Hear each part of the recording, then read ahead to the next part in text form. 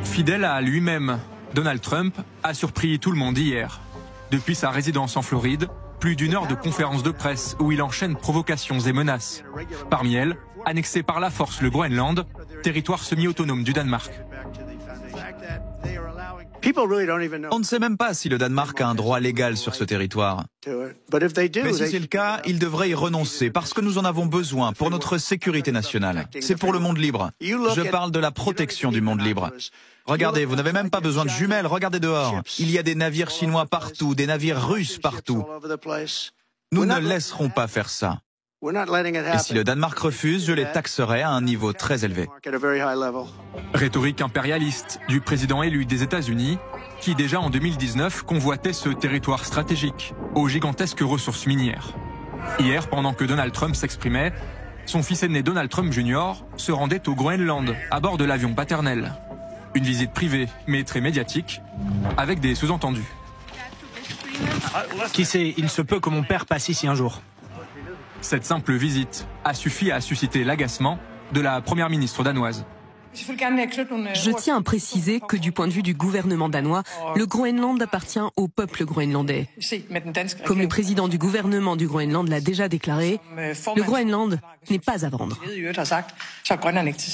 Ambition expansionniste à l'égard d'un allié, membre de l'OTAN, mais aussi concernant l'un des points les plus stratégiques du transport maritime mondial, le canal de Panama. Là encore, Donald Trump n'exclut pas de recourir à la force pour reprendre le contrôle du canal, rétrocédé il y a 26 ans au Panama. Ils ne nous traitent pas équitablement. Ils font payer nos navires commerciaux plus cher que les navires d'autres pays. Ils font payer nos navires militaires plus cher que ceux des autres pays. Ils se moquent de nous parce qu'ils pensent que nous sommes stupides.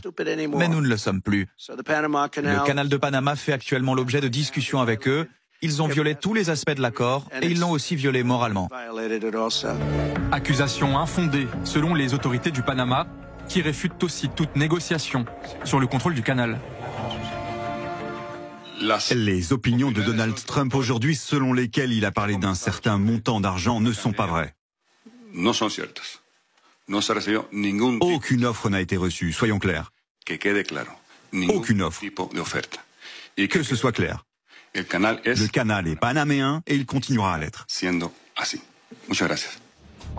La guerre économique menée par le milliardaire républicain vise aussi son voisin, le Canada. Donald Trump imagine le pays devenir le 51e État américain. Envisagez-vous de recourir à la force militaire pour annexer le Canada ?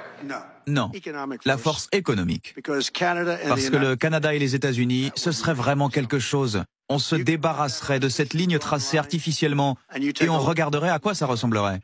Et ce serait bien mieux pour la sécurité nationale. N'oubliez pas que nous protégeons essentiellement le Canada.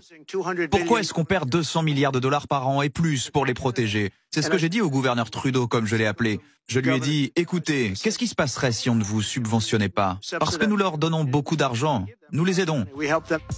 Depuis son élection, Donald Trump menace d'augmenter de 25% les tarifs douaniers sur tous les produits importés du Canada. Déjà fragilisé par une crise politique, Justin Trudeau ne trouve pas de réponse à l'offensive du président américain. Ce lundi, il annonce sa démission, mais réagit tout de même le lendemain à la provocation de Donald Trump. Jamais, au grand jamais, le Canada ne fera partie des États-Unis. Dans le viseur de Donald Trump également, l'OTAN. Il exige des membres de l'Alliance une hausse de leur budget de défense à 5% du PIB, contre les 2% actuellement requis.